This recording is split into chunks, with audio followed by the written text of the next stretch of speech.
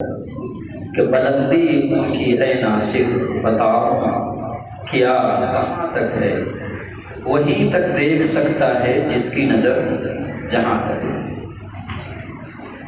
اس کے بعد فضیلت قرآن پر تقریر کے لیے ایک طالب علم جن کا نام افضل ہے، ارریہ سے تعلق رکھتے ہیں، افضل صلی اللہ علیہ وسلم آئیں اور تمام طلباء کے سامنے فضیلت قرآن پر تقریر پیش کریں۔ السلام علیکم ورحمۃ اللہ وبرکاتہ۔ الحمد للہ الذی لم یزل ولا یزال، والصلاة والسلام علی محمد صلی اللہ علیہ وسلم، نحمده ونصلي على رسوله الكريم، أما بعد، فقد قال الله تبارك وتعالى في القرآن المجيد والفرقان الحميد، فأعوذ بالله من الشيطان الرجيم، بسم الله الرحمن الرحيم، ذلك الكتاب لا ريب فيه هدى للمتقين، وقال النبي صلى الله عليه وسلم خيركم من تعلم القرآن وعلمه۔ الہی رونق اسلام کے سامان پیدا کرو، الہی رونق اسلام کے سامان پیدا کرو، دلوں میں مومنوں کے الفت قرآن پیدا کرو۔ صدر محترم، اسٹیج پر رونق افروز، بزرگان دین، حاضرین مجلس، آج کی اس محفل میں اور آج کے اس مبارک اجلاس میں میرا موضوع سخن دنیا کی سب سے پاکیزہ اور مقدس کتاب قرآن پاک ہے۔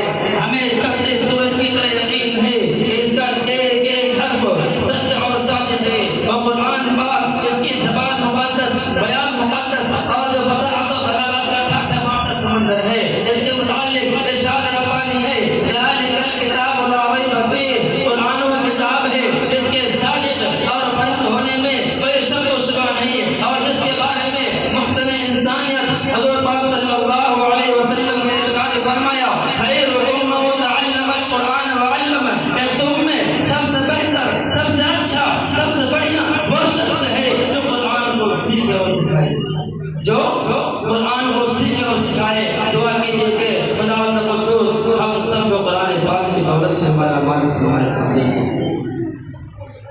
نوجوان دوستو، قرآن پاک رب ذوالجلال کی طرف سے عطا کردہ وہ حسین تحفہ ہے جس نے 23 برس کی قلیل مدت میں پورے عالم میں وہ انقلاب برپا کر دیا کہ بڑے سے بڑے فصحاء، علماء، ادباء، شعراء حیران و شفقت رہ گئے، اس کی آیتوں کو سن کر پتھر دل موم ہو گئے۔ دوستو، یہ وہ قرآن ہے جو رہتی دنیا تک کے انسانوں کے لیے سراپا ہدایت و رحمت ہے۔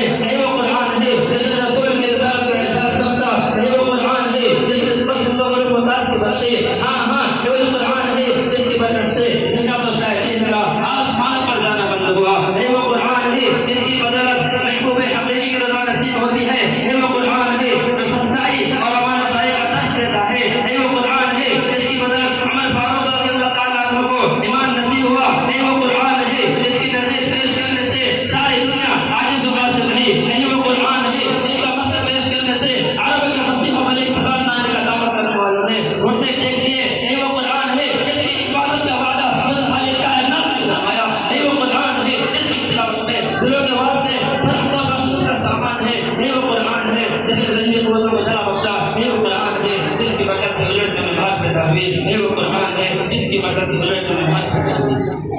میرے بھائیو اور دوستو، عزیز ساتھیو، آج کے سیاسی دور میں حفظ کلام پاک کو بزرگ سمجھا جاتا ہے، اس کے الفاظ رکھنے کو حکمت بولا جاتا ہے، کہا جاتا ہے اس کا رکھنا اور بے سمجھ پڑھنا بے سود ہے۔ افسوس افسوس افسوس افسوس اس قرآن پاک کے بارے میں ہمارا خیال اس کے بارے میں شہنشاہ بطحہ احمد مصطفیٰ محمد مصطفیٰ عربی صلی اللہ علیہ وسلم نے ارشاد فرمایا، کیا فرمایا؟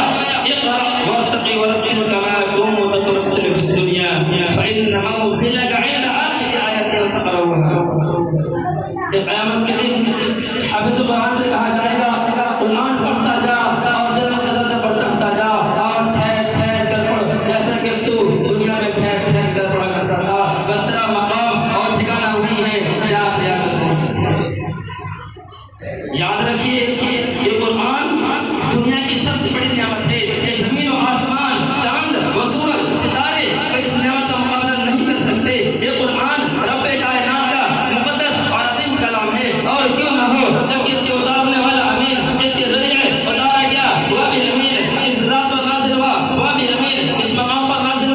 بھی ہمیں اس مہینے میں نازل ہوا وہ تمام مہینوں سے افضل، اور جس رات میں نازل ہوا وہ ہزاروں مہینوں سے بہتر۔